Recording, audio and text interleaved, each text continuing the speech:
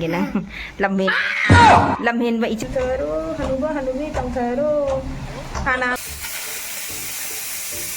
ya amko mung si chiga phi ka che om chala hit na lai gare ne जाओ ठोके Hi ma'am, good morning. Welcome back to my channel. Ma'am, ngasi de chakum dagi oina haujare. Dress session ba lore ai se hospital da salu doini. Ado ai hauji breakfast ki semi chahau oina thonge bane ko. Kui de chahau ne sa ba su si dum legi pirak pa chahau ne. Ado hauji ngasi thonge. Nei cha chu thongdo ga tham doini. Nei ma halaga duty ne bane ko magi su duty punga ma degi chatoini adugi cha che thongdo ma ga dum tharamani. Irombo ini sum tau salamani ngarang di su chamthong lei ngarang gi palak chamthong khara lei amne ko adu dum tau la zarani heji sem sa ba haujarake nato di thingi batare ba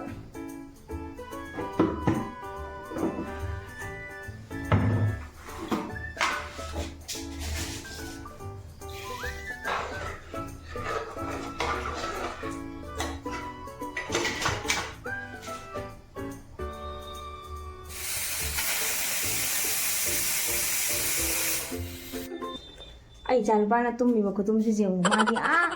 mon de gi hawra makha se chen thara chen tori ji sana bolo hospital jato ni thenge lok su khu bana lo ra hawlo la hawlo thenge phagum ga jaw sa lo la hawlo school ji lai ta bani na school handak suti pi ri e mo gi ta sera gi ne na suti hawji lai ri bani ko adu gi suti school ja tre aduna ma nungai re mata hawganing matamda hawgale ma nungai re lore ma nungai sa hawlo sana kaino ne lo khubado odo tore adu go hogati ne hawlo hawlo la mai hoji se ga iro mari damaka awa thabi na semjare awa thabi to na iro khalaga asu na ngai khalaga tharamani samjida awa thabi ne yam na hawbani ai ku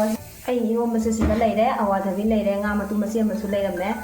hapsale as hawrani ngasidi khage ya amko mung si chiga phi ka che om chala hit na lai gare ne nungsa na son nai hore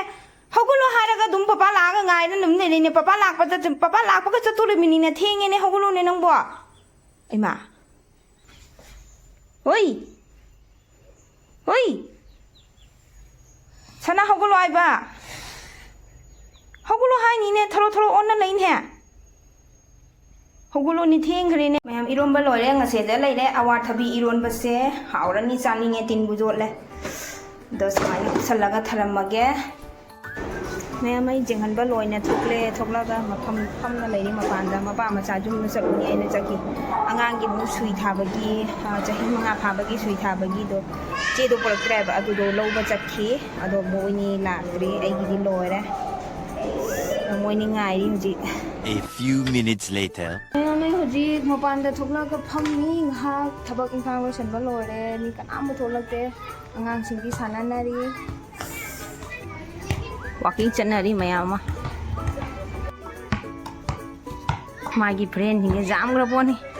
mai sida su leire achauba jingi su mayam pon no sana do ni ma toisi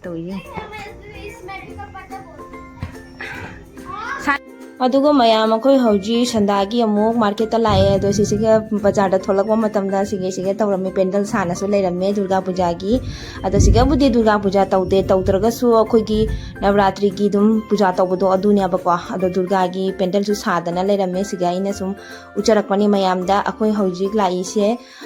dum sabji logena lakpani ba ko do lakpasi da moy si pendal su saba se uba duga ina mayam da sum jinghalakpani ado sini mayam akoi hoji sabji gi bazar da changi to sonda changaga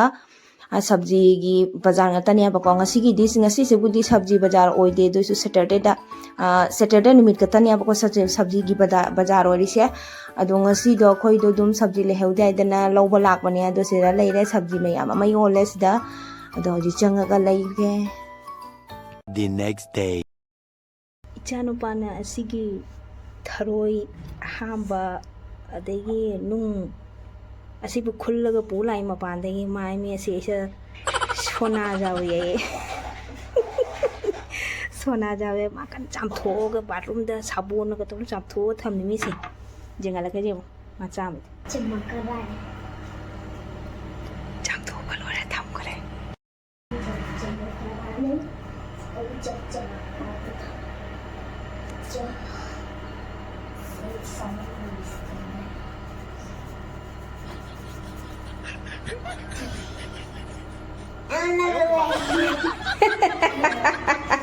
अदो मनुंग सना जाउरा हा सना जावे नमन कना हाइगेबा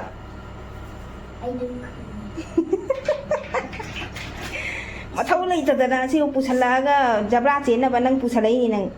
चखाइनबा नुंग मयाम सिजे तो अया colour थोड़ी SIM colour का तौसंदना सि नंग अंगांग नंगी बो नंग फुरोरा नंग हौजी हा कलर दो कइदोइनो द मांगहलि नत्र तो कलर दो नसक तो नंग मी मया मांग द जिंगहन गे नंग लम्हेन बा इचा से जिंगहन गे से जेंगे अदो कलर तौरा कइदोइनो हाइवंगे कलर तौरा कइदोइनो हाइवंगे एंगोंदा अरे लाइक खोले कलर टेशन क्लेंगोंदा अदो कलर दो तौरा कइदोइनो हाइबा अरे रखितोइनि दुम सजाइने ये नंग मंगाई रे ये अमु कदाई चलिनो ने ना हाना तारे नोंग तारे मैम नोंग तारे नोंग है नोंग जुतरो हनुबा हनुबी तंगथरो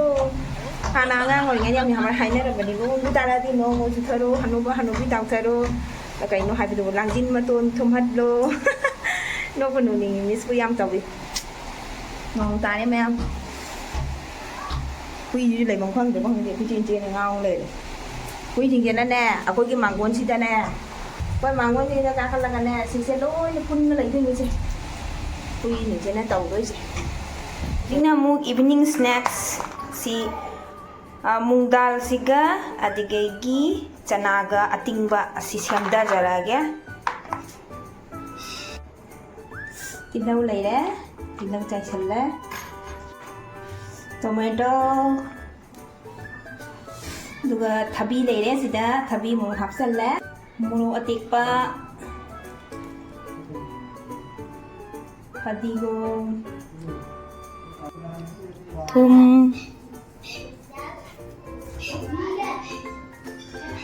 niman chai salle siga namu aurani लेबू का सुनेगा मैं लेबू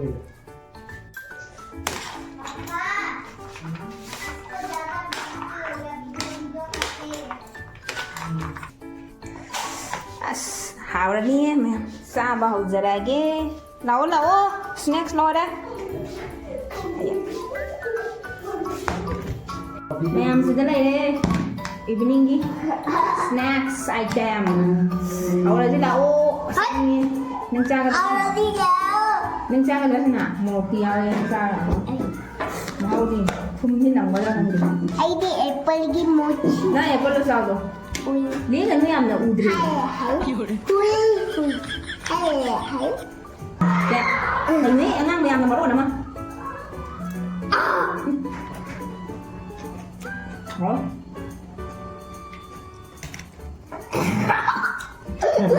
Tung apa? Kita cari, mau tahu juga mana? नहीं बोलता क्या है Hảo đấy.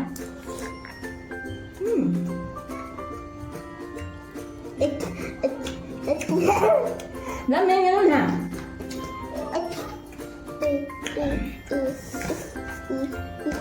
Cho nên là tung ba. Mà cha đi Hảo ấy. Hello guys Video giống như này cháu không? Video mà tiền đang xem là sẽ buộc. Cháu rồi. Đã thua kệ. Hảo ấy. Cha ba lô đấy rồi công mô mà thấy cái lebu sung đồ của đó khá là hậu đó xin một cha kìa trả linh mà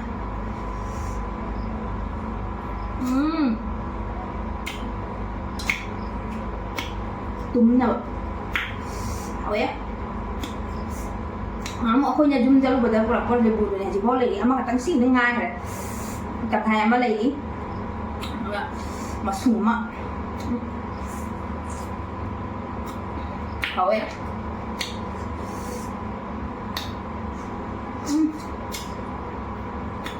ꯃꯌꯥꯝ ꯀꯅꯥ ꯇꯤꯟ ꯇꯥꯕ ꯌꯥꯎꯔꯦ ꯍꯩ ꯆꯥꯕ ꯑꯣꯏꯔꯗꯤ ꯑꯗꯨꯝ ꯆꯥꯅꯤꯡꯗꯕ ꯃꯤꯁꯨ ꯑꯗꯨꯝ ꯇꯤꯟ ꯇꯥꯛꯄꯅꯤ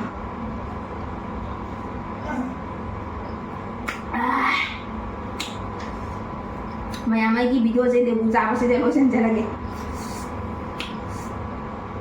ꯕꯥꯏ ꯕꯥꯏ ꯂꯥꯏꯛ ꯁꯤꯌꯔ ꯁꯕꯁꯀ꯭राꯏꯕ ꯇꯧꯕ ꯀꯥꯎꯕꯤꯒꯅꯨ ꯃꯌꯥꯝ ꯕꯥꯏ